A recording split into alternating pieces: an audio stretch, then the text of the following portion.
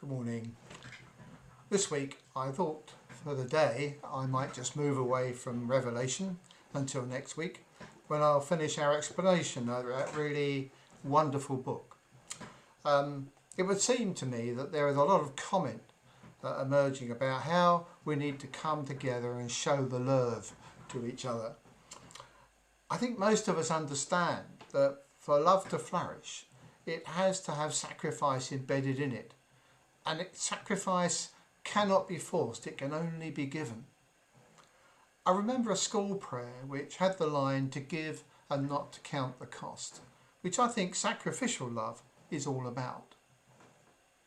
Very often, of course, we ally sacrifice with pain, receiving violence on behalf of another, and in many ways, therefore, to be dreaded, as typified by Jesus on the cross and others who have given their lives to save someone else.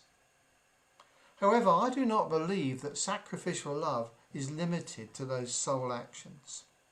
It seems to me that true love is always about sacrificing our own wishes and desires for the sake of those we love, and when we do this, the rewards turn the sacrifice into a blessing.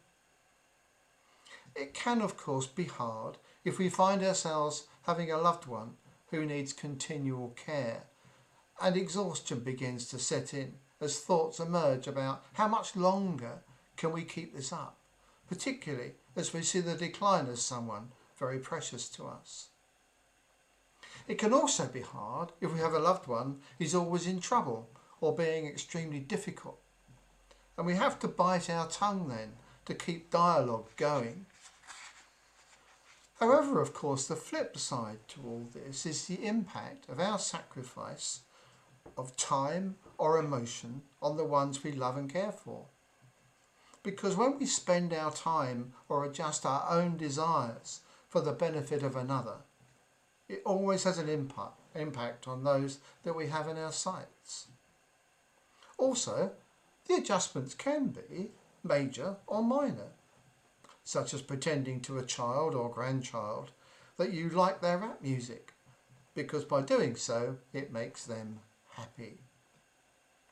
It can be serious, but not major, if you give your last Rolo to a loved one, when they know you would really rather eat it yourself.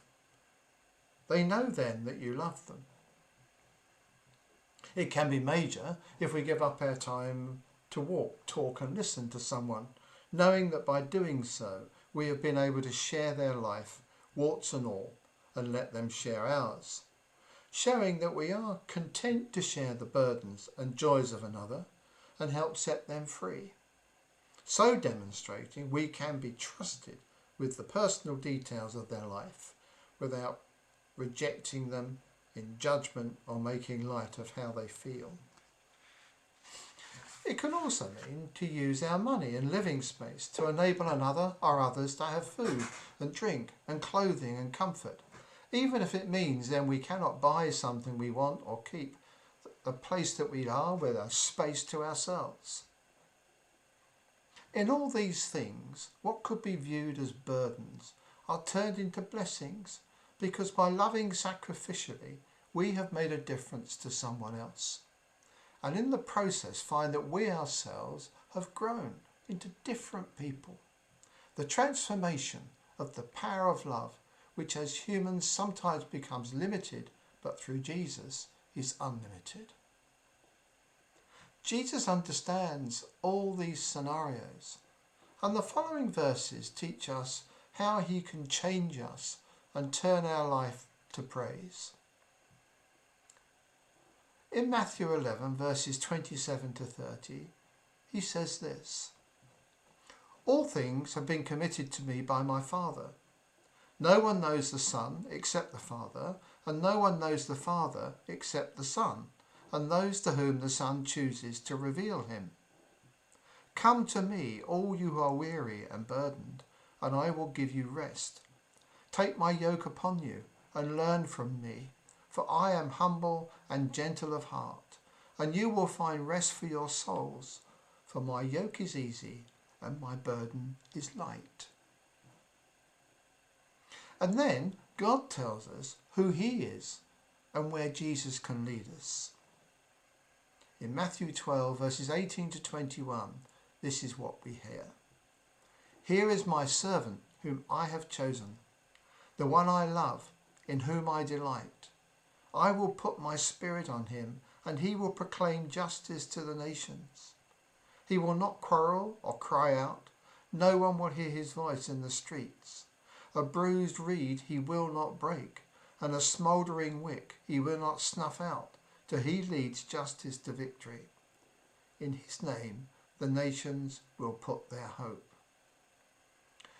Jesus sacrificed his life on the cross for us, but the blessing is that he rose from the dead, so that in all the events of our living, hard or easy, he's with us, sharing every moment, giving us the love to receive and share, so that whatever the cost, new life springs in everyone concerned. So I guess the questions are these. How about you? Are you finding the need to give love in sacrificial bucket loads? Are you giving away your last Rolo? Are you finding ways where giving your money brings comfort to others? Wherever you find yourself, I pray you feel the presence of the Lord, refreshed and renewed by the blessings of true love received and given, able to rejoice and know you are part of the hope of Jesus. Amen. Let's just pray together before we go. Dear Lord, thank you for these times we spend together. Thank you for the thoughts that you put in our minds, and help us to use what we share in our daily life to bring us closer to you. Help us, Lord, to look at the way in which we love and see if we can get it closer to the way you do it. And help us to remember that if we fail, we can come to you and say, Lord, I'm sorry. I've messed it up again. And he will lift us and renew us and show us, well, tomorrow can be another day and we can do again the things you did today, but maybe do it another way. We'll do it the way of Jesus. So Lord, thank you. Thank you for being in our lives. Thank you for wanting us. Thank you for making us precious to you. Thank you for the people around us, for the ones we care for, the ones we love.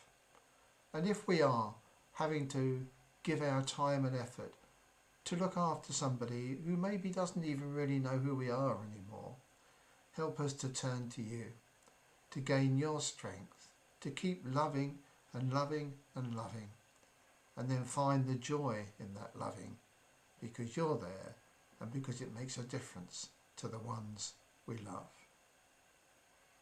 And Lord, at this time, help us to remember that there is a conversation going on about the Child-Friendly Church Award. And